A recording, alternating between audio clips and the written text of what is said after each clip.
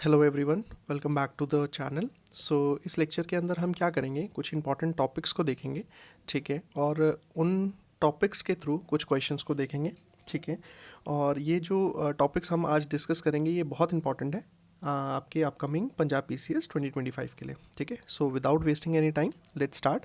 और as you can see index के अंदर आई हैड ऑलरेडी मेंशन कि हम कौन कौन से टॉपिक्स को पढ़ने वाले हैं। तो जैसे कि सोशल कॉन्ट्रैक्ट हो गया, हेजीमनी हो गया, वेल ऑफ इग्नोरेंस हो गया, मार्क्सिज्म हो गया, हार्म प्रिंसिपल हो गया। तो ये मतलब ऐसे टॉपिक्स हैं जो कि बहुत ज़्यादा इंपॉर्टेंट है आपके अपकमिंग एग्जाम के लिए, ठीक है। तो let's start with our first topic, that is the social contract theory. चलो समझते हैं सोशल कॉन्ट्रैक्ट थ्योरी। इसको एक एग्जांपल से समझते हैं। इमेजिन करो एक आइलैंड के ऊपर 50 लोग फंसे हुए हैं, ठीक है। अब इस आइलैंड के ऊपर जो रिसोर्सेज हैं वो लिमिटेड हैं। क्लियर हो गया। अब ये जो 50 लोग हैं इसमें से कुछ लोग तो होंगे जो मतलब वीक होंगे और कुछ लोग स्ट्रांग होंगे, ठीक है। अब स्ट्रांग वाले तो वीक वालों को सप्रेस करके इनकी रिसोर्सेज को छीन लेंगे।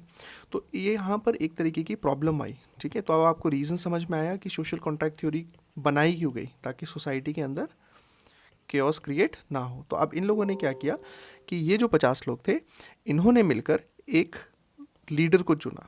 अब ये लीडर को बोला कि आप हमारे लिए रूल्स बनाओ, ठीक है, और उन रूल्स को जो तोड़ेगा उसके लिए पनिशमेंट्स डिसाइड करो, ठीक है। तो जो भी रूल को ब्रेक करेगा उसको क्या मिलेगी, पनिशमेंट मिलेगी, ठीक है। तो एक तरीके से इन लोगों ने अपने अपने कुछ राइट्स को किसको दे दिया, लीडर को दे दिया, और उस बेसिस पे ये लीडर इनको क्या कर रहा है, प्रोटेक्शन प्रोवाइड कर रहा है, ठीक है। So this is the similar concept of social contract theory. Social contract theory के अंदर क्या हो रहा है, जो लोग हैं, जो पीपल हैं, वो अपने कुछ राइट्स को सरेंडर करते हैं टू द गवर्नमेंट, और इन रिटर्न गवर्नमेंट क्या करती है, लोगों को सेफ्टी प्रोवाइड करती है, प्रोटेक्शन प्रोवाइड करती है, ठीक है। सो ये आपका बेसिक अंडरस्टैंडिंग हो गया कि व्हाट इज़ सोशल कॉन्ट्रैक्ट, ठीक है। अब ये जो सोशल कॉन्ट्रैक्ट है, वैसे तो इस डिटेल में देखोगे तो बहुत इसमें और भी चीज़ें हैं, बट आपको मैंने ले मैन लैंग्वेज में समझाने की कोशिश करी है कि सोशल कॉन्ट्रैक्ट का मतलब क्या है। तो यहाँ पर ना तीन इंपॉर्टेंट थिंकर्स हैं, तीन मेन थिंकर्स हैं जिन्होंने अपना अपना व्यू पॉइंट दिया है with respect to social contract theory. तो एक एक करके देख लेते हैं। सबसे पहले है थॉमस हॉब्स, ठीक है। इन्होंने क्या बोला कि रूलर जो होना चाहिए, पहला पॉइंट क्या है, इन्होंने बोला रूलर जो होना चाहिए बहुत ही स्ट्रांग होना चाहिए, ठीक है। और इनको इसने नाम दिया लेवियाथन, ठीक है। इनकी बुक है उसका नाम भी लेवियाथन है, ठीक है। अब इनके व्यूज़ में अगर देखा जाए तो ये क्या कह रहे हैं, ह्यूमन जो है ना बहुत सेल्फिश है, ठीक है, एंड फाइट अलॉट, बहुत लड़ता है, ठीक है। अब ये क्या कह रहे हैं कि अगर गवर्नमेंट नहीं एग्जिस्ट करेगी, ठीक है, तो इन्होंने बहुत फेमस स्टेटमेंट दिया था, if life the life without government is war of every man against every man, ठीक है। तो इन्होंने बोला कि हर इंसान हर दूसरे इंसान से लड़ेगा अगर गवर्नमेंट एग्जिस्ट नहीं करेगी, ठीक है। ये आपस में क्या करेंगे, फाइट करेंगे अगर गवर्नमेंट एग्जिस्ट नहीं करेगी, ठीक है। And he is talking about absolute sovereignty. समझ में आ गया। ये बात कर रहे हैं कि जो सोवर्निटी होगी उस रूलर की, दैट इज़ द एब्सोल्यूट, ठीक है।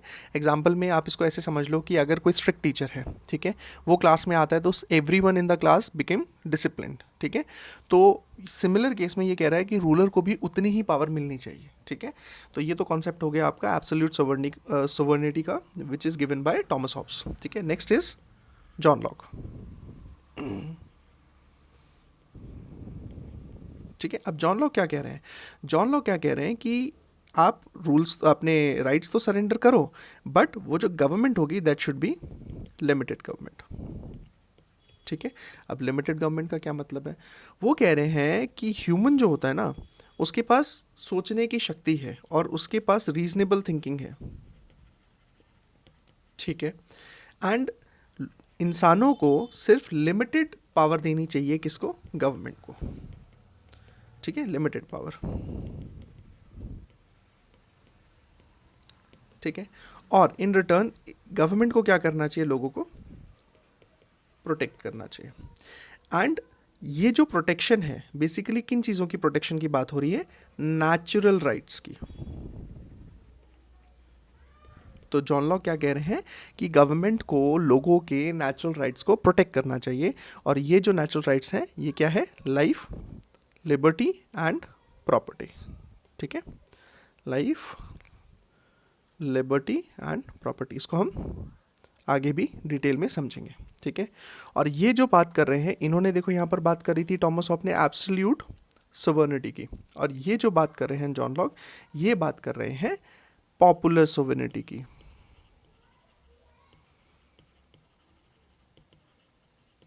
क्लियर हो गया? ठीक है, जहां पर people will be the final authority, not the ruler. फिर तीसरे थिंकर आए। ठीक है, इन्होंने अपना ओपिनियन अलग दिया, इन्होंने बात करी जनरल विल की। ठीक है, अब ये जो जनरल विल है ये दी थी रूसो ने।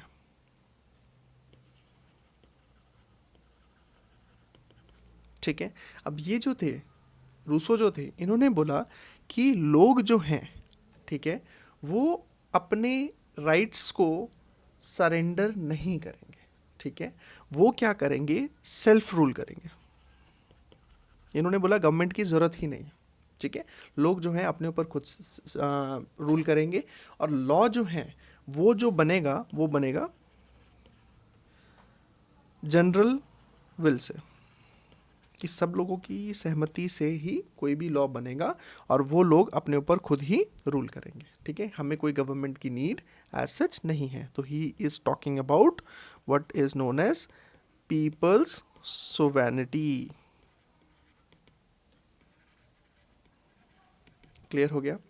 अब यहाँ पर अगर इसको मैं कंक्लूड करूँ तो हाउ वी कैन कंक्लूड, एक बार देख लेते हैं, एक बार रिकॉल कर लेते हैं। तो टॉमस हॉब्स क्या कह रहे हैं, टॉमस हॉब्स कह रहे हैं कि रूलर जो है बहुत स्ट्रांग होना चाहिए, उसके पास सारी पावर होनी चाहिए, वो कैसे गवर्न करना चाहता है और कैसे स्टेट को एकदम पीसफुल बनाना चाहता है, उसके लिए जो करना पड़े वो करेगा। ठीक है, जॉन लॉक आए, इन्होंने बोला कि जो गवर्नमेंट है लिमिटेड होनी चाहिए। ठीक है, जो राइट्स हैं गवर्नमेंट के पास बेसिकली प्रोटेक्शन के राइट्स हैं, और प्रोटेक्शन किस चीज़ों की करनी है, नेचुरल राइट्स की लोगों के, that is the life, liberty and property. ठीक है, फिर रूसो थे, उन्होंने अपना ओपिनियन दिया। रूसो ने बोला जनरल विल का कॉन्सेप्ट दिया, और जनरल विल में इन्होंने क्या बोला कि लोग जो हैं वो सेल्फ रूल करेंगे। ठीक है, और जो लॉ बनेगा वो जनरल विल से बनेगा, लोगों की सहमति से बनेगा, and this concept was popularly known as people's sovereignty. ठीक है, और जॉन लॉक का जो इन्होंने जो जिस टाइप की सोवरेनिटी की बात करी थी, that was the popular sovereignty. ठीक है, समझ में आ गया? तो इसको अगर हम कंक्लूड करें तो टॉमस हॉब्स ने क्या बोला, हॉब्स कह रहे हैं कि किंग सुप्रीम है। ठीक है, फिर लॉक क्या कह रहे हैं, जॉन लॉक, ठीक है, वो क्या कह रहे हैं कि people will elect the king. ठीक है, और रूसो इन दोनों से अलग बोल रहे हैं, वो क्या कह रहे हैं, पीपल आर किंग।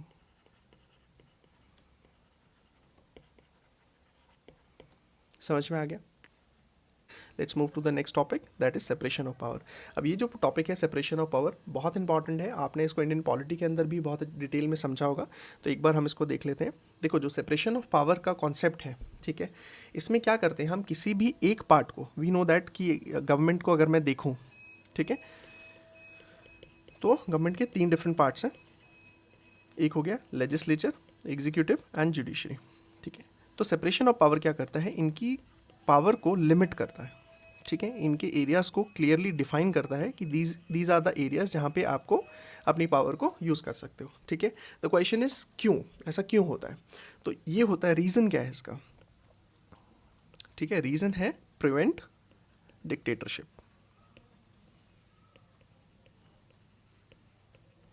क्लियर हो गया? डिक्टेटरशिप को प्रिवेंट करने के लिए ऐसा किया जाता है। ठीक है, और जो गवर्नमेंट है उसको क्या करने के लिए, एक तरीके से फेयर एंड बैलेंस्ड गवर्नमेंट बनाने के लिए।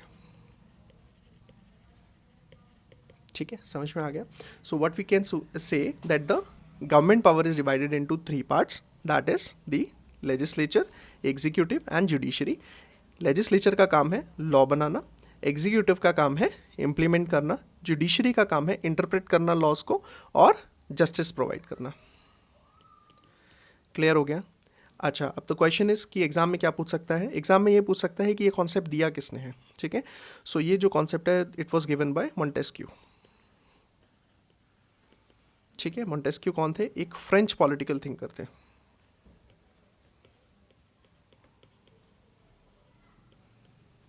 ठीक है, समझ में आ गया। और इन्होंने ये जो कॉन्सेप्ट था, it was given in his book spirit of loss.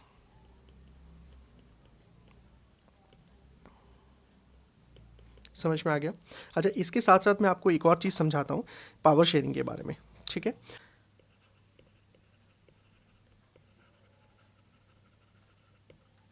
ठीक है, पावर शेयरिंग दो तरीके से होती है। एक होती है वर्टिकल,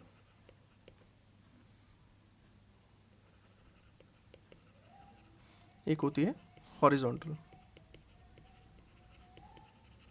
ठीक है, वर्टिकल पावर शेयरिंग के अंदर क्या होता है? Division of power.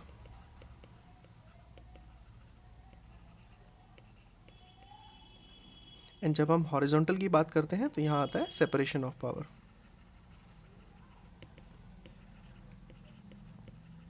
ठीक है, डिवीजन ऑफ पावर का मतलब क्या है? एग्जाम्पल के लिए आप 7 शेड्यूल ले लो। ठीक है, 7 शेड्यूल क्या करता है? यूनियन लिस्ट की पावर को अलग डिफाइन करता है। ठीक है, स्टेट लिस्ट की पावर को अलग डिफाइन करता है। ठीक है, कि यूनियन लिस्ट कहाँ कहाँ पर लॉ बना सकती है, स्टेट लिस्ट कहाँ कहाँ पर बना सकती है। Similarly panchayats and municipal corporation. समझ में आ गया? तो this is the vertical divide, की पावर को वर्टिकली डिवाइड किया गया कि this is the area of union government, this is the area of state government and so on. ठीक है, सेपरेशन ऑफ पावर में ये एक हॉरिजॉन्टल डिवाइड है कि जो पावर है उनका आपस में कोई लिंक नहीं है, सेपरेटली मेंशन है। जैसे जो लेजिस्लेचर, एग्जीक्यूटिव एंड जुडिशरी के केस में है कि ये आपस में लिंक्ड नहीं है। ठीक है, तो this is the horizontal power sharing and this is the vertical power sharing. Hope you will understand. ठीक है, इस डायग्राम से भी आप देख सकते हो।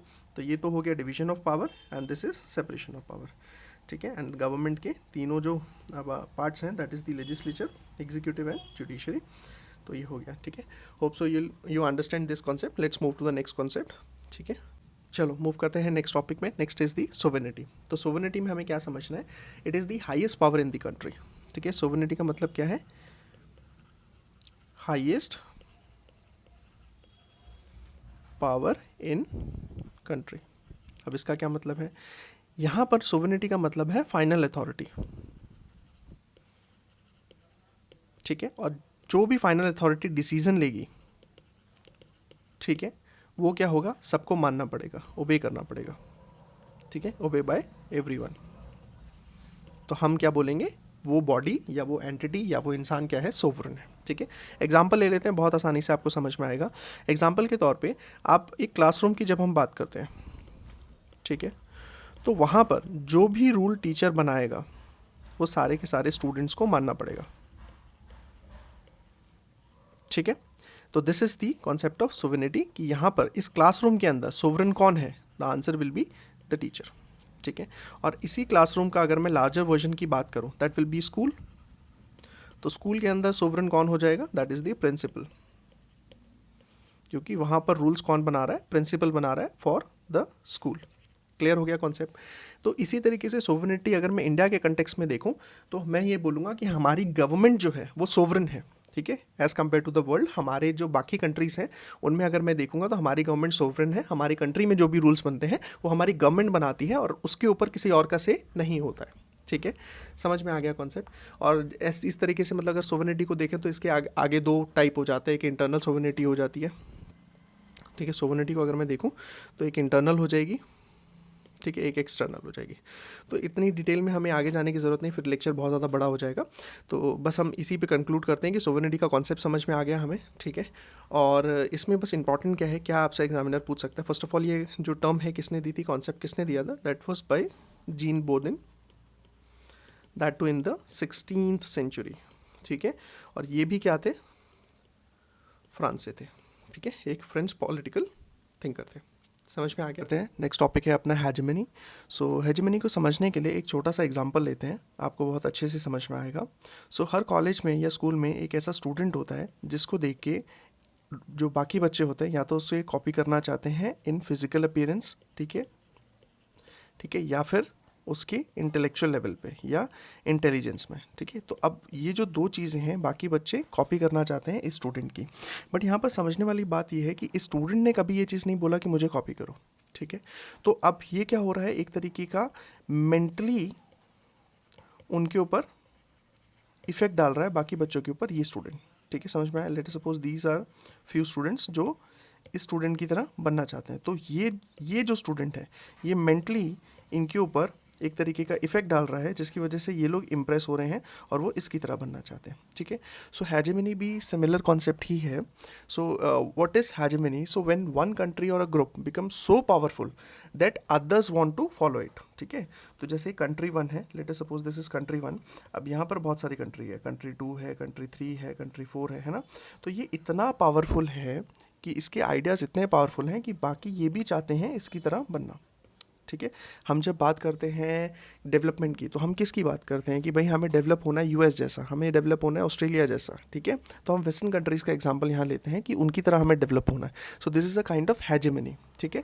और हेजेमनी को मतलब एक कॉन्सेप्ट आपको इसमें क्या समझना है, हेजेमनी में यहाँ पर कोई फोर्स नहीं होता, ठीक है। अब जब हम बोलते हैं हमें डेवलप कंट्री बनना है, जैसे अमेरिका है, बट अमेरिका थोड़ी बोल रहा है हमें कि तुम हमारे जैसा बनो, ठीक है। तो यहाँ पर कोई फोर्सफुल नहीं है कि आपको हमारी तरह बनना है या हमें फॉलो करना है। ये एक तरीके से आप कह लो कि मेंटली आपको इस तरीके से प्रिपेयर किया जाता है कि आपको अगर कुछ बनना है तो अमेरिका जैसा बनना है, नहीं तो नहीं बनना, ठीक है। तो एक मतलब एग्जाम्पल सेट कर देते हैं कि हाँ दिस इज़ दी बेस्ट या आइडल स्टेट जो कि पॉसिबल है और आपकी कंट्री को भी वैसा ही बनना है, ठीक है। So I am repeating again, what is hegemony? So when one country group उसका जो एक आइडिया है वो इतना पावरफुल हो जाए कि बाकी उसको फॉलो करना चाहते हैं, not because of force but also because they started believing that it is normal और करेक्ट, कि बाकी कंट्री से मानने लग जाते हैं कि जो ये कर रहा है वो करेक्ट कर रहा है, ठीक है। समझ में आ गया? चलो अब थोड़ा सा इसमें हम और समझ लेते हैं। तो अगर मैं बोलूँ हेजेमनी,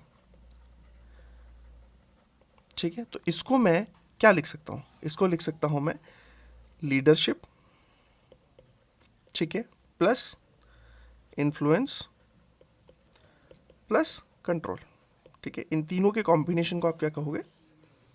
हेजेमनी कहोगे, ठीक है। और ये जो कंट्रोल है ये कैसे हो सकता है? कल्चर से हो सकता है, ठीक है, आइडिया से हो सकता है, ठीक है, या पावर से हो सकता है। समझ में आ गया? अब यहाँ पर एक मैंने पिक्चर ऐड करी है, एक इमेज ऐड करी है, इसको समझते हैं। यहाँ पे हम यूएस हेजेमनी की बात कर रहे हैं, ठीक है, उसको थोड़ा सा समझ लेते हैं। देखो अब जो यूएस है, हम यूएस हेजेमनी की बात क्यों कर रहे हैं? क्योंकि सारी कंट्रीज एट द एंड बनना कैसी चाहती हैं, कितनी डेवलप होना चाहती हैं, जैसे यूएस डेवलप है, ठीक है। अब जो यूएस है इसकी हेजेमनी कहाँ है, ठीक है। अब देखो इसके पास क्या है? डॉलर है, ठीक है। सारी कंट्रीज को क्या चाहिए? डॉलर। सबको ट्रेड किस में करना है? डॉलर। कोई रुपए में तो ट्रेड करना नहीं चाहता, ठीक है। तो ये एक तरीके की क्या है? इकोनॉमिक हेजेमनी, ठीक है। अमेरिका सबको फोर्स नहीं कर रहा है कि आपको डॉलर में ही करना है, ठीक है। बहुत सारी ऐसी कंट्री हैं जो दूसरी में भी करती हैं, ठीक है, बट यहाँ पर most of the country in the world want to trade in dollars. समझ में आ गया? तो ये एक तरीके की क्या होगी? Economic hegemony. सिमिलरली लैंग्वेज, भाई इंडिया में आज के टाइम पे भी इंग्लिश को इतना ज़्यादा इंपॉर्टेंट क्यों माना जाता है या सुपीरियर क्यों माना जाता है, ठीक है। इंडिया के अंदर आपकी इतनी डिफरेंट लैंग्वेजेस, इतनी डिफरेंट डायलैक्ट्स हैं, स्टिल हम क्या बोलते हैं कि जिसको इंग्लिश नहीं आती वो पढ़ा लिखा नहीं है, ठीक है। मतलब ये मेंटालिटी इंडियंस की हो गई है, ठीक है। तो ये जो किसने सिखाया आपको कि इंग्लिश इंपॉर्टेंट है? यूएसए तो नहीं बोल रहा है इंडिया में आके कि भाई आपको इंग्लिश सीखनी पड़ेगी, बट हमने ये आइडलाइज कर लिया कि अगर इंग्लिश आती है तो ही आप बहुत इंटेलिजेंट हो, तो ही आप सुपीरियर बन सकते हो, ठीक है। सिमिलरली मिलिट्री में देखें, कल्चर में, अब इस कल्चर में क्या आ जाएगा? कल्चर में आपका आ जाएगा मूवीज़ आ जाएंगी, ठीक है, फिर उसकी आपकी बुक्स आ जाएंगी, ठीक है, आर्टिकल्स आ गए न्यूज़पेपर के, ठीक है, और डांस, सॉन्ग्स, ठीक है, थिएटर, ठीक है, ठीक है। तो ये सारी चीज़ें किस में आ गई? कल्चर का पार्ट है। बात समझ में आ गया? तो इस तरीके से यूएस हेजेमनी को मैंने एक्सप्लेन किया एंड यू नो अब आपको ये चीज़ समझ में आ गया कि हेजेमनी का कॉन्सेप्ट है क्या, ठीक है, और हेजेमनी किस चीज़ को हम हेजेमनी कहते हैं, ठीक है, और इन्फ्लुएंस इसमें क्या डिफरेंस है। देखो जब हम बात करते हैं ना इन्फ्लुएंस की, ठीक है, इन्फ्लुएंस से क्या होता है ना, आपकी कुछ चीज़ों के ऊपर इम्पैक्ट पड़ता है और आपकी डिसीजन मेकिंग पे इम्पैक्ट पड़ता है।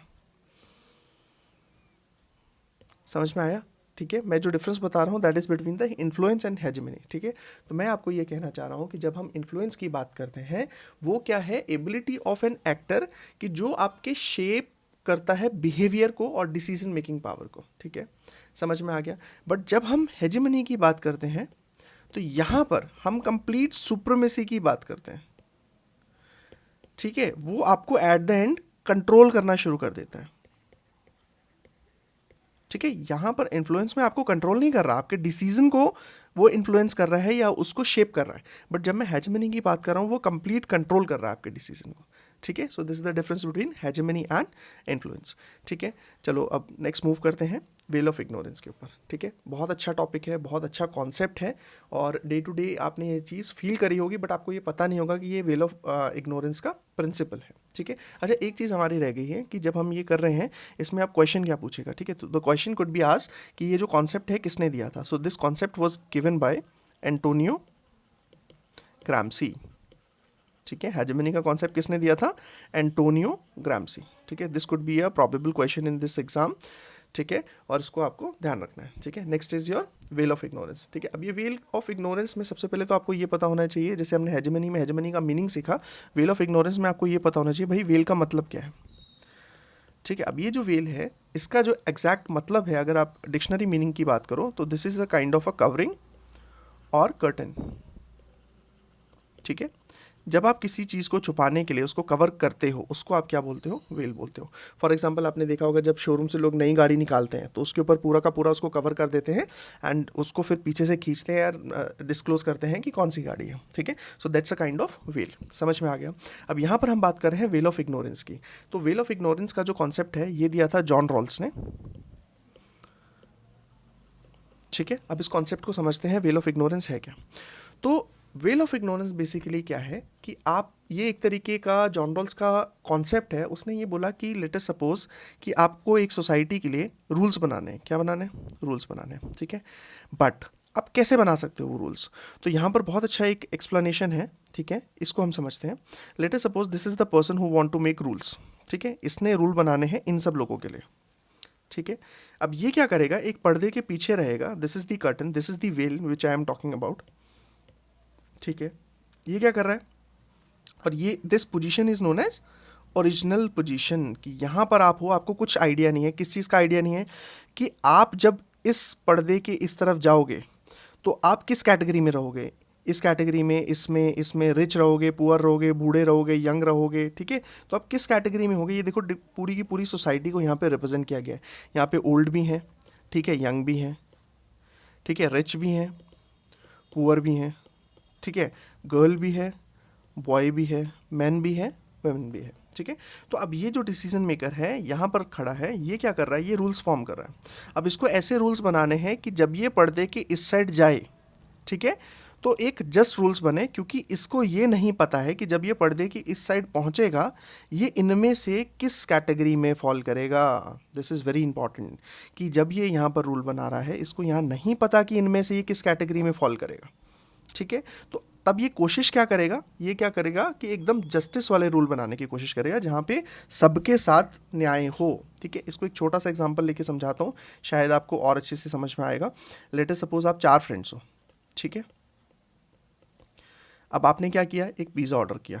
ठीक है, जब आपने ये पिज़्ज़ा ऑर्डर किया तो एक फ्रेंड ने बोला कि मैं इसको कट करता हूँ और बाकी 3 जो हैं वो इसमें से पहले स्लाइसेस उठाएंगे और लास्ट में मैं स्लाइस उठाऊंगा।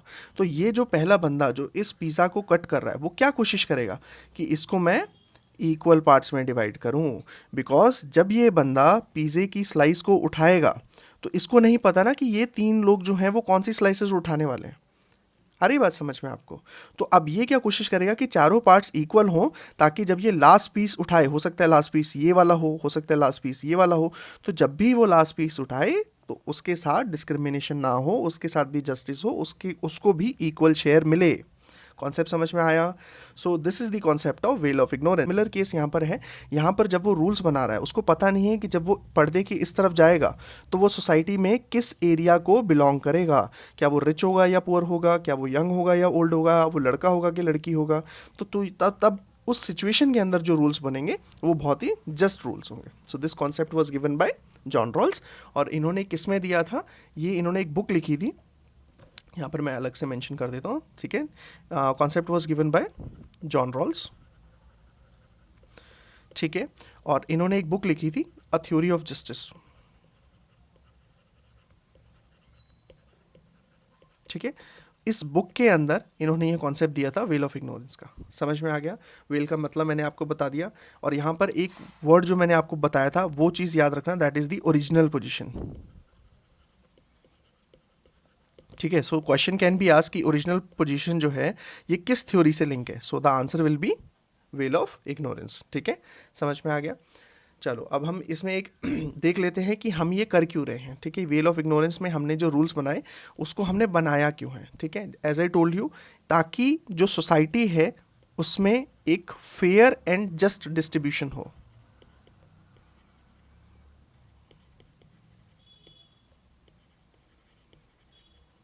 समझ में आ गया, ठीक है।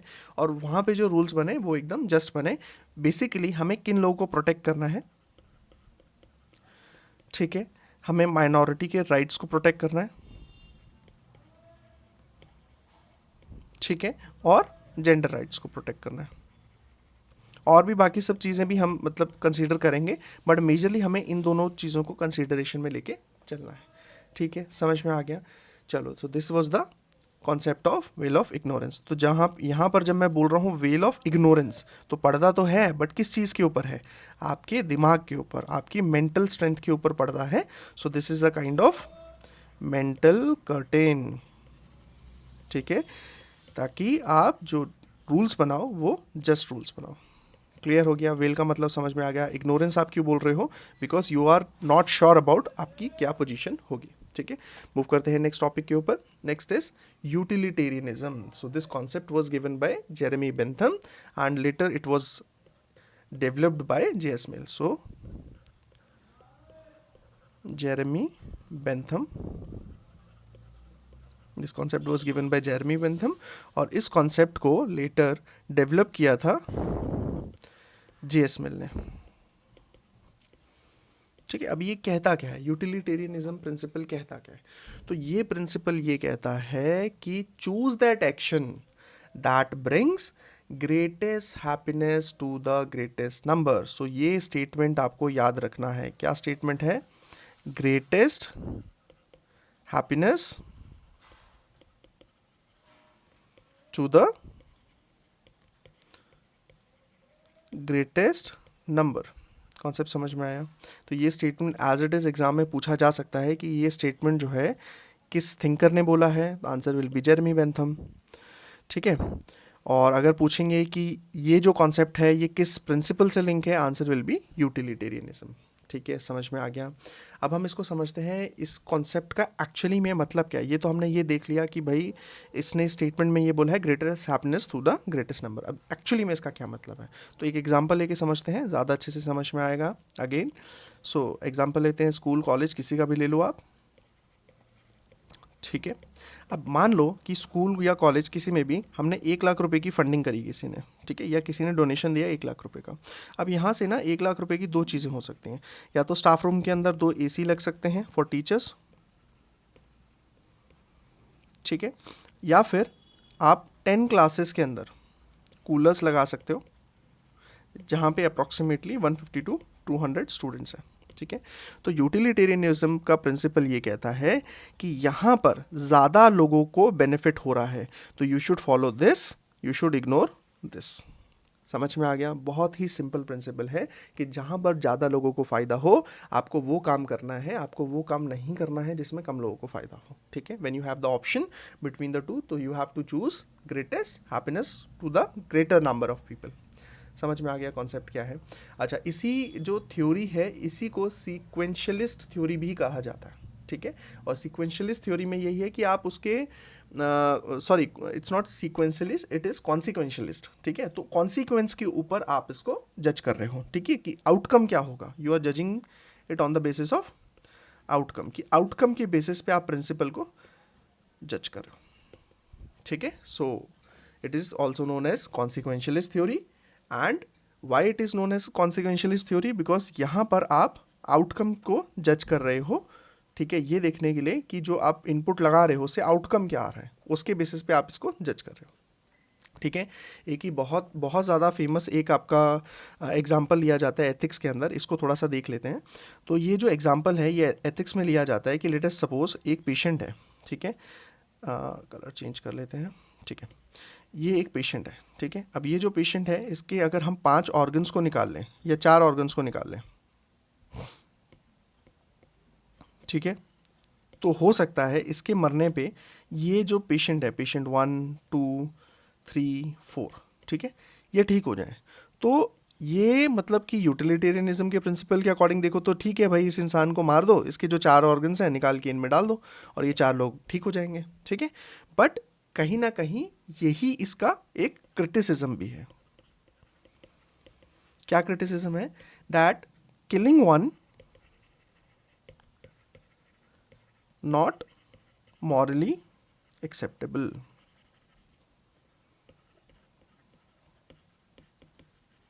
समझ में आ गई बात कि यही इसका क्रिटिसिज्म है कि यहाँ पर आपने मोरालिटी को तो छोड़ ही दिया ना। अब एक और एग्जांपल मैं छोटा सा लेता हूँ। लेट अस सपोज एक ट्रेन है, ठीक है, ये 2 ट्रैक है। अब यहाँ पर 10 लोग खड़े हैं, यहाँ पे 1 लोग खड़ा है या 2 लोग खड़े हैं। तो यूटिलिटेरियनिज्म का प्रिंसिपल क्या कहता है कि ट्रेन की ब्रेक फेल है, तो अगर आपको चढ़ाना है तो 10 के ऊपर ना चढ़ा के यहाँ पे आपको 2 के ऊपर चढ़ाना है, ठीक है। यहाँ इस साइड पे ट्रेन को डाइवर्ट कर दो। बट आप इस चीज़ को समझो, हो सकता है ये 10 के 10 लोग जो हैं ये टेररिस्ट हों, ठीक है, और ये जो 2 हैं ये फ्रीडम फाइटर हैं, ठीक है, ये एक्टिविस्ट हैं, ठीक है। अब आपको अगर मैंने ये सिचुएशन चेंज कर दी तो आप बोलोगे नहीं, अब ये जो ट्रेन है इस साइड मूव कर दो, ठीक है। तो ये चीज़ है, बट यूटिलिटेरियनिज्म का प्रिंसिपल तो सिर्फ नंबर्स के ऊपर बात कर रहा है ना, ठीक है। तो ये इसका बहुत बड़ा क्रिटिसिज्म भी है, ठीक है, समझ में आ गया। चलो next move to the next, that is the deliberative democracy. So this concept was given by Jurgen Habermas, ठीक है, एंड जॉन ड्रेसिक, ठीक है। अब ये डेलिब्रेटिव डेमोक्रेसी क्या है? सिंपल है, डेमोक्रेसी सबको पता है, उसको डेलिब्रेट करना। डेलिब्रेट का मतलब कि डिसीजन मेकिंग में सब लोग बैठ के पार्टिसिपेट कर रहे हैं, ठीक है, और डिस्कशन करने के बाद आपका रिजल्ट आ रहा है, ठीक है। So this is known as deliberative democracy. So यहाँ पर डेमोक्रेसी का मतलब तो ऑलमोस्ट सबको पता है, बट डेलिब्रेशन का मतलब क्या है? Thinking carefully plus discussion openly, ठीक है। कुछ भी डिसीजन लेने से पहले, ये जो भी आप डिसीजन ले रहे हो, इस डिसीजन लेने के पहले आप केयरफुली सोच रहे हो उस चीज़ को और ओपनली डिस्कस कर रहे हो, तो दिस इज़ दी डेलिब्रेशन, ठीक है। डेलिब्रेशन समझ में आ गया। इस टाइप की डेमोक्रेसी को आप क्या बोलोगे? डेलिब्रेटिव डेमोक्रेसी, ठीक है। कॉन्सेप्ट क्लियर है। अब इसमें मैं देख लेता हूँ इसके की फीचर्स क्या हैं, ठीक है। बहुत इजी है ये, तो आप बिना मतलब बताए भी गेस कर सकते हो कि क्या की फीचर्स होंगे। भाई डिस्कशन करना है पहले, कोई भी अगर आप चीज़ के ऊपर एक्शन लेना चाहते हो तो पहले आप उसको बैठ के डिस्कशन करोगे, ठीक है।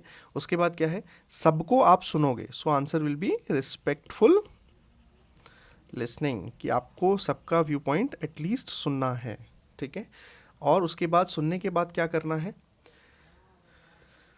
उसके ऊपर फेयर डिसीजन लेना है। समझ में आ गया? और जो डिसीजन ले रहे हो that should be based on reason, कि जो भी डिसीजन आपने लिया है that should be reasonable. And सबसे इंपॉर्टेंट कि आप रिस्पेक्टफुल लिसनिंग तो कर रहे हो, but you have to give everyone chance to speak, ठीक है। So these are the key features of deliberative democracy.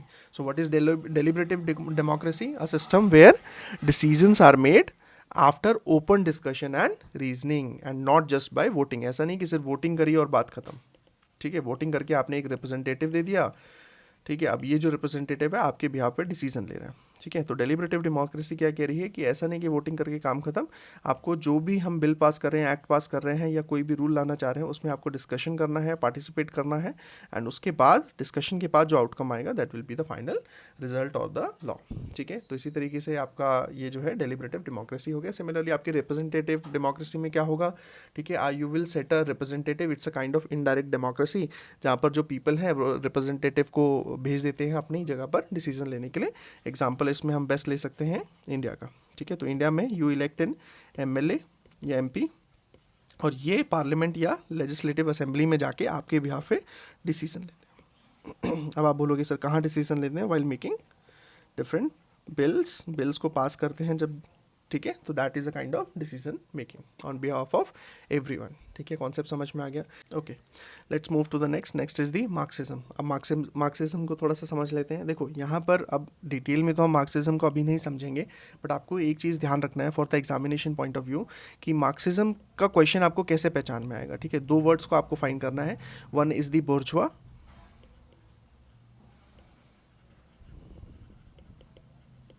ठीक है, इसकी pronunciation is bourgeois, and other is the proletariat. ठीक है, अगर ये दो वर्ड्स आपको किसी भी क्वेश्चन के अंदर मिलते हैं, most probably the answer will B Marxism और कार्ल मार्क्स और फ्रेडरिच एंगल्स। ठीक है, तो अब पहले हम देख लेते हैं, शॉर्ट में देख लेते हैं बेसिकली ये कॉन्सेप्ट है क्या। सो मार्क्सिज्म बेसिकली क्या है। So Marxism is a social political and economic theory. ठीक है, social political and economic theory. समझ में आ गया। किसने डेवलप करी थी, यहाँ पर दो इंपॉर्टेंट नाम है। One is the Karl Marx, जिनके बेसिस पे हम इसको मार्क्सिज्म कहते हैं, and other is Friedrich angles.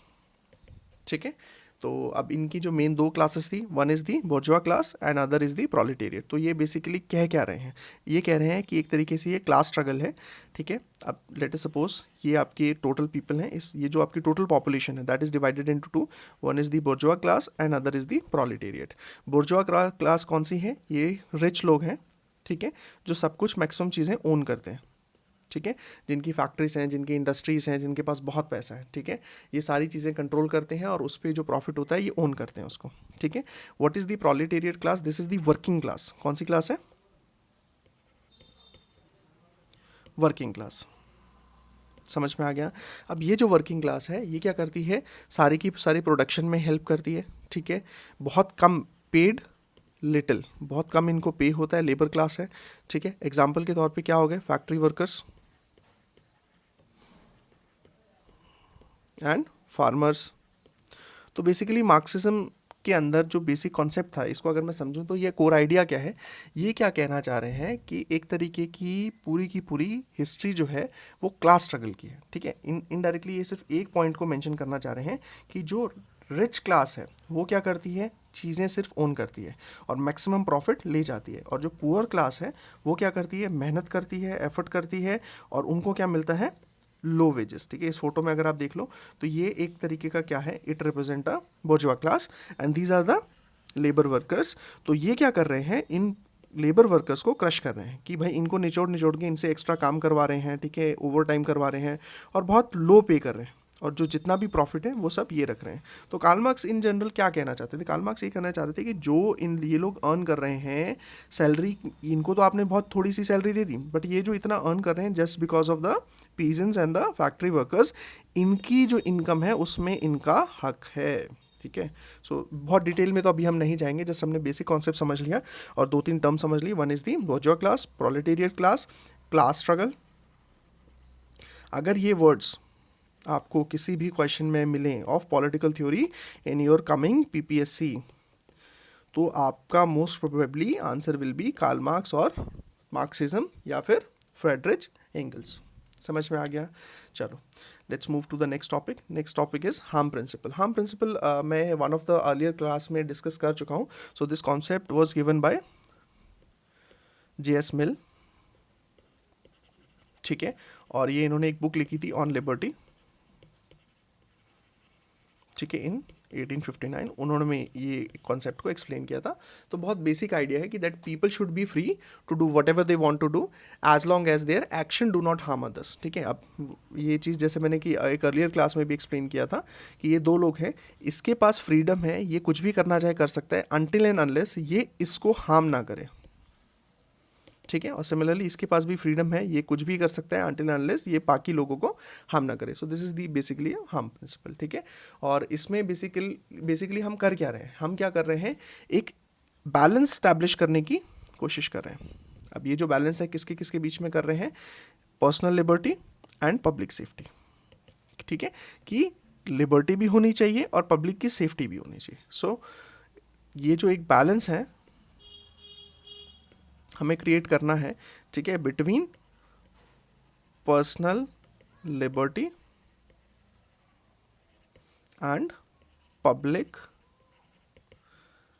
Safety. ठीक है, so restrain actions that violates the rights of other. So this was said by J.S. Mill. ठीक है, समझ में आ गया। दूसरे के राइट्स को बस आपको ध्यान रखना है, इन्फ्रिंज नहीं करना है। ठीक है, ताकि दूसरों को हार्म ना हो। ठीक है, चलो अब J.S. मिल के बारे में हमने बात कर ली है, उनकी बुक के बारे में बात कर ली है। ठीक है, और इसके कुछ की पॉइंट्स हैं, एक बार वो की पॉइंट्स देख लेते हैं। सो बेसिकली हार्म प्रिंसिपल कहता क्या है, हार्म प्रिंसिपल ये कहता है कि people are free in a democracy, people are free in a democracy. ठीक है, बट ये क्या है, ये जो फ्री है या ये जो फ्रीडम है that is not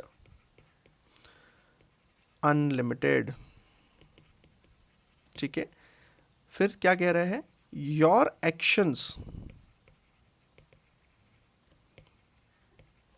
hurt someone else, it should be stopped।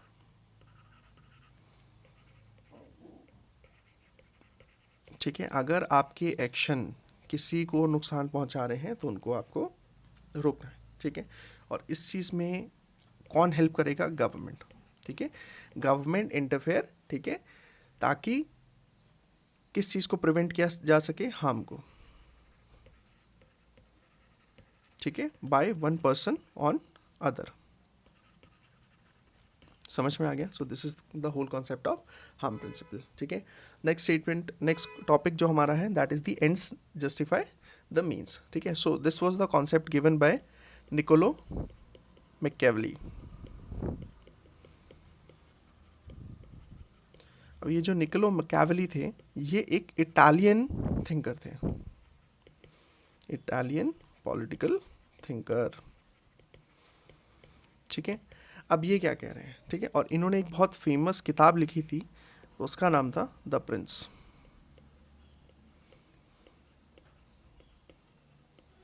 ठीक है, अब ये क्या कह रहे हैं, ये कहना चाह रहे हैं कि अगर आपका गोल इम्पॉर्टेंट है और गुड है, ठीक है, और उस गोल का एंड इम्पॉर्टेंट है या गुड है, तो एक्शन मैटर नहीं करता कि आप किस तरीके से उधर तक पहुंच रहे हो। In other words, a good result can make a bad action look okay. ठीक है, तो इसका एक एग्जांपल लेते हैं, शायद आपको अच्छे से समझ में आए।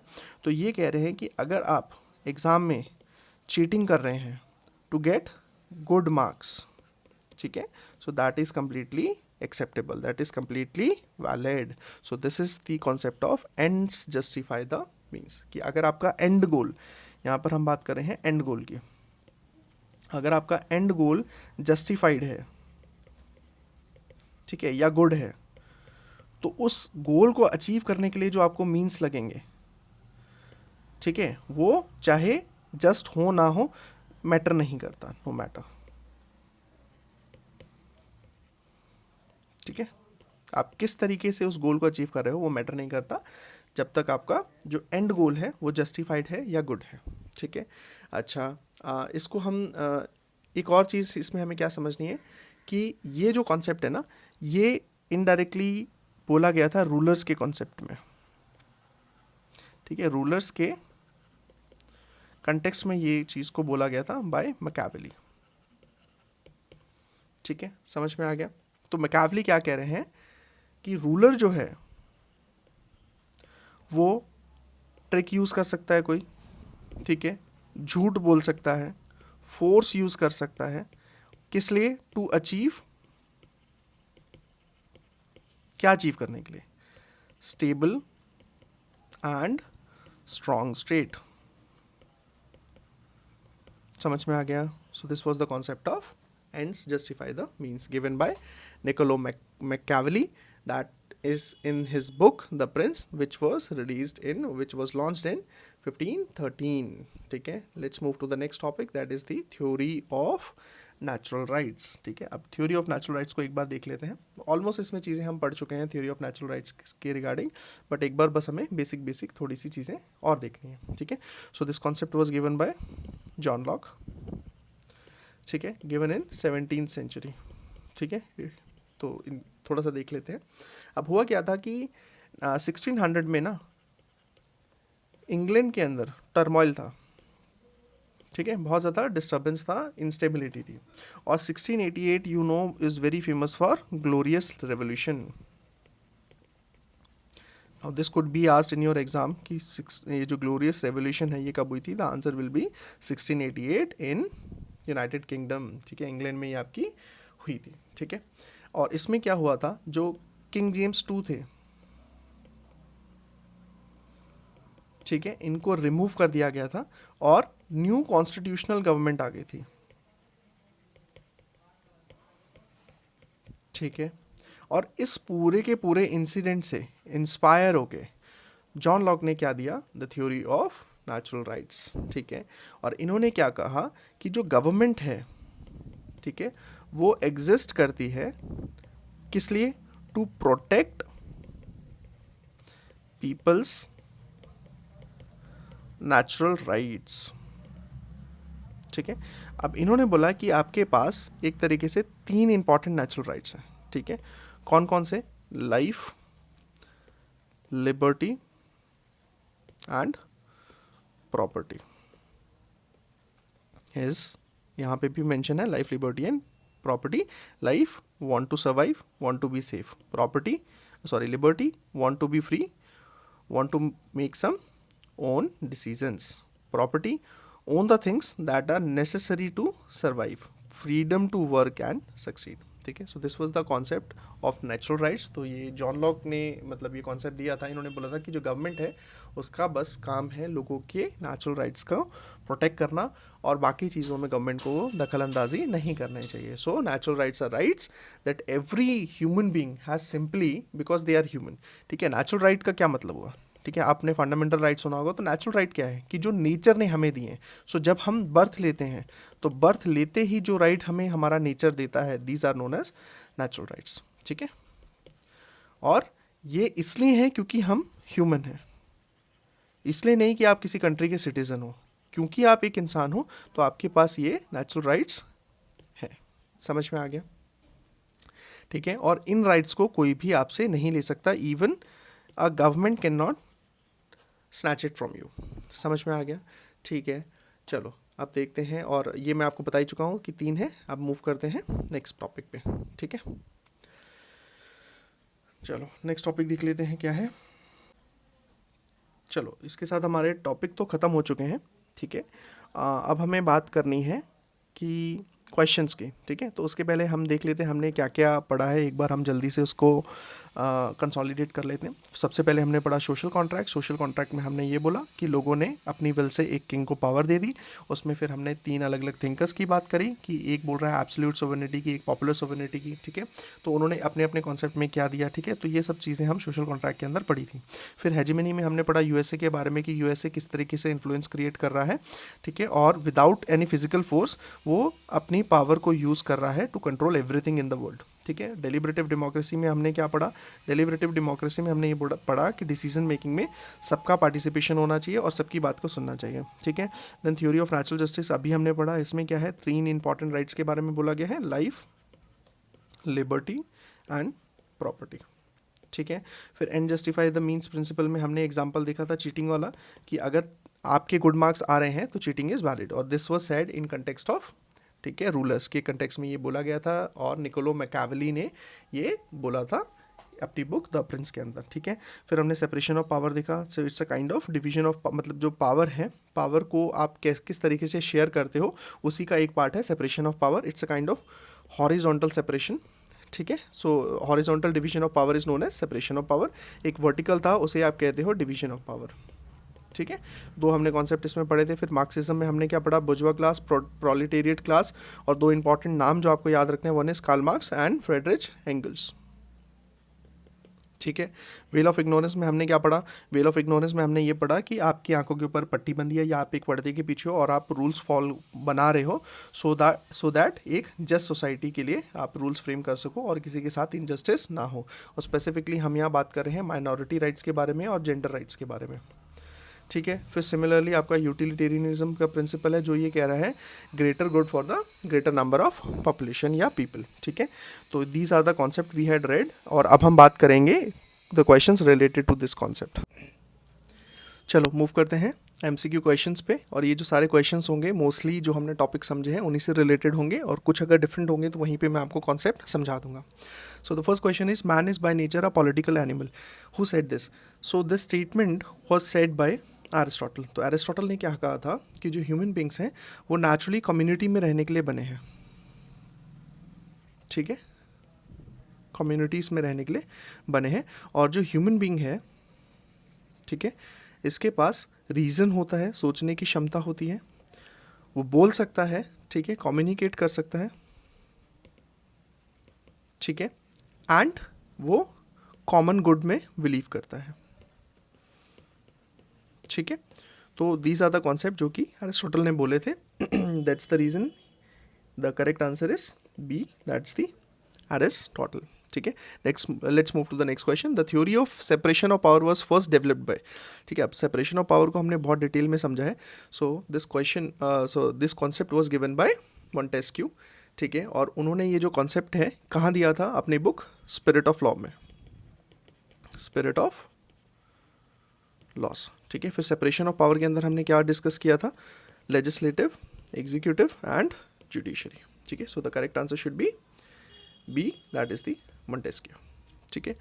Next question is, the concept of general will is associated with, ठीक है। अब ये जो क्वेश्चन है जनरल विल का पूछा है, the correct answer should be Rousseau. अब ये जो जनरल विल का कॉन्सेप्ट था, ये हमने सोशल कॉन्ट्रैक्ट थ्योरी में पढ़ा था, सोशल कॉन्ट्रैक्ट थ्योरी। अब सोशल कॉन्ट्रैक्ट के अंदर बेसिकली हमने तीन इंपॉर्टेंट थिंकर्स को पढ़ा था जिन्होंने सोशल कॉन्ट्रैक्ट थ्योरी दी थी, और उसके अंदर स्पेसिफिकली जो जनरल विल की बात करी थी वो करी थी रूसो ने।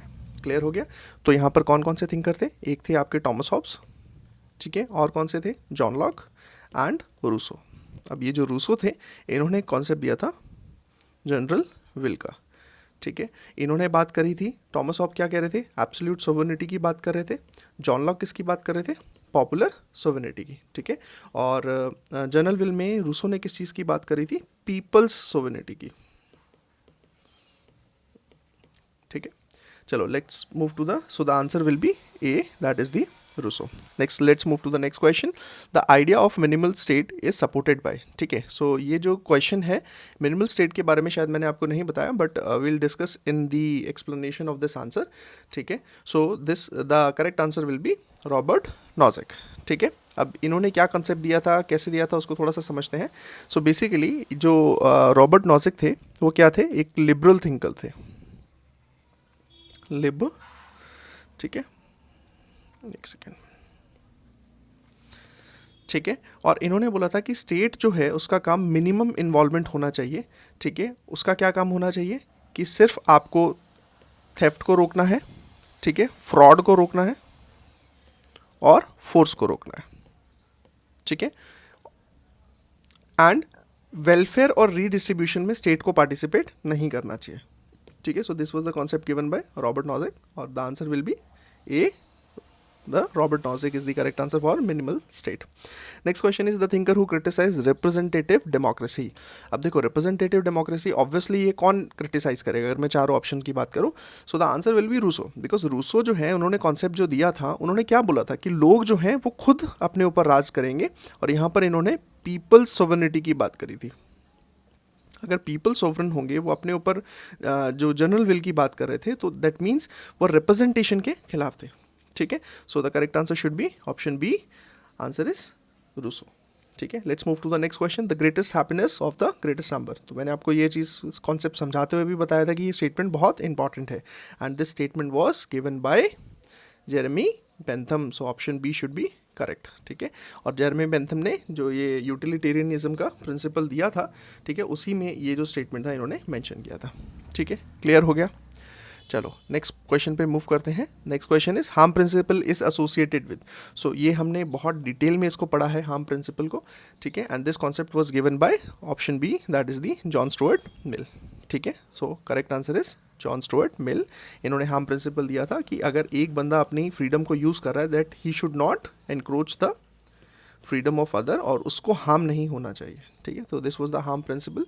Let's move to the next question. Next question is on the Karl Marx. So Karl Marx describe the state as, अच्छा हाँ, तो यहाँ पर मैंने आपको एक चीज़ तो बताई थी, अगर कार्ल मार्क्स से रिलेटेड कोई भी क्वेश्चन आए और जहाँ पे बोर्जवा और या प्रोलेटेरिएट दो वर्ड्स में से कोई भी एक दिखे, so the correct answer should be that option. तो अब यहाँ पर Karl Marx describe the state as, अब मॉरल इंस्टीट्यूशन नहीं, नेसेसरी इविल नहीं, ठीक है, so protector of the rights नहीं, तो यहाँ पर इन्होंने जो बोला था the dictatorship of the bourgeoisie, और ये जो बुर्जुआस क्लास कौन सी थी, जो रिच कम्युनिटी थी। ठीक है, तो इन्होंने तो प्रॉपर, मैंने ये चीज़ आपको बताई थी कि जो रिच कम्युनिटी है वो एक्सप्लॉइट कर रही है किसको, प्रोलेटेरिएट्स को, जो कि आपकी वर्किंग क्लास है, जो आपकी फैक्ट्रीज वगैरह में काम कर रहे हैं, या लेबरर्स हैं या फार्मर्स हैं। ठीक है, let's move to the next question. So दो इसका जो करेक्ट आंसर था सी हो गया। ठीक है, let's move to the next question. Next question is end justify the means. तो ये भी कॉन्सेप्ट मैंने आपको समझाया था। So this concept was given by Machiavelli. ठीक है, तो मैकावली ने क्या बताया था कि end is very important, if end is justified, तो उस एंड को अचीव करने के लिए जो आप मीन्स ले रहे हो उसको क्वेश्चन करना इंपॉर्टेंट नहीं है, वो मीन्स जो है वो इलेजिटिमेट भी हो सकता है। ठीक है, और ये किस कंटेक्स में कहा गया था, रूलर के कंटेक्स में कहा गया था बाय मैकावली। ठीक है, so the correct answer should be Machiavelli, so C is the right answer. ठीक है, let's move to the next question. Next question, which thinker is associated with the social contract theory. ठीक है, तो ये similar question फिर आ गया है। सो Thomas Hobbs सही है, जॉन लॉक सही है, रूसो ये भी सही है। सो ये तीनों हमने डिस्कस किया था, तो इन तीनों ने अपनी अपनी एक्सप्लेनेशन दी थी। ठीक है, so the answer should be D, that is the all of the above. ठीक है, let's move to the next question. Concept of negative liberty. अगर आपने मेरी प्रीवियस लेक्चर को देखा है तो यू शुड नो कि मैंने लिबर्टी को एक्सप्लेन किया था, वहाँ पे मैंने पॉजिटिव लिबर्टी और नेगेटिव लिबर्टी दोनों चीज़ें को एक्सप्लेन किया था। ठीक है, so here the correct answer should be Isaiah Berlin. समझ में आ गया, answer B is correct. Let's move to the next question, the concept of sovereignty. ठीक है, ये किसने दिया था, सिस्टमैटिकली डिफाइन किसने किया था, so the answer will be Jean Bodin. ठीक है, as I had discussed earlier, so the concept was given by Jean Bodin. ठीक है, let's move to the next question. Politics is the authoritative allocation of values. ठीक है, अब ये जो concept है ये मैंने आपको नहीं करवाया है, तो यहीं पे इसको समझ लेते हैं, अथॉरिटेटिव एलोकेशन ऑफ वैल्यूज़ का मतलब क्या है। ठीक है, इसको बहुत ज़्यादा हम डिटेल में नहीं देखेंगे, बस एक मोटा मोटा ऊपर से समझ लेंगे। तो यहाँ पर पॉलिटिक्स सबको पता है, अथॉरिटेटिव, अथॉरिटेटिव का मतलब है हु डिसाइड्स। ठीक है, कौन डिसाइड करता है, या तो गवर्नमेंट डिसाइड करती है, पार्लियामेंट डिसाइड करती है, या कोर्ट्स डिसाइड करते हैं, और जो भी ये डिसीजन लेते हैं, जो भी लॉ बनाते हैं, that is binding on society. ठीक है, एलोकेशन। ठीक है, यहाँ पर क्या है, how things are shared, sharing कैसे होगी। ठीक है, तो ये शेयरिंग की बात हो रही है, डिस्ट्रीब्यूशन की बात हो रही है कि चाहे कोई पैसा है, चाहे कोई राइट है, चाहे कोई अपॉर्चुनिटी है, कोई वेलफेयर स्कीम है, उसका डिस्ट्रीब्यूशन कैसा होगा। और जब यहाँ पर वैल्यूज़ की बात हो रही है, तो वैल्यूज़ कौन सी वैल्यूज़ की बात हो रही है, जैसे फ्रीडम हो गई, ठीक है, इक्वालिटी हो गई, ठीक है, वेलफेयर हो गया। ठीक है, तो इनकी बात हो रही है। क्लियर हो गया। So this was given by David Easton, इन्होंने इनका स्टेटमेंट है, politics is the authoritative allocation of values. ठीक है, so the right answer will be A. चलो नेक्स्ट मूव करते हैं नेक्स्ट क्वेश्चन के ऊपर। Dictatorship of the proletariat. अब देखो फिर से प्रोलेटेरिएट आ गया, so the answer should be Marxism. ठीक है, so the dictatorship of the proletariat, it is related to Karl Marx, and this was the concept of Marxism. So the correct answer should be C. Next question, the question number 15. Theory of natural right is supported by, किसने दिया था ये concept of natural right, that is by John Locke. ठीक है, और इन्होंने 3 type के natural rights की बात करी थी, life, liberty and property. ठीक है, so this is the correct answer. So answer will be C, that is John Locke. Clear हो गया? तो इसी के साथ हम आज का लेक्चर ये कंक्लूड करते हैं। अगर आपको कोई डाउट है आप कमेंट सेक्शन में लिख सकते हैं, और कोई भी टॉपिक अगर आपको लगता है नहीं समझ में आया, you need a specific video on that topic, तो आप कमेंट सेक्शन में मेंशन करके बता सकते हैं। So thank you so much.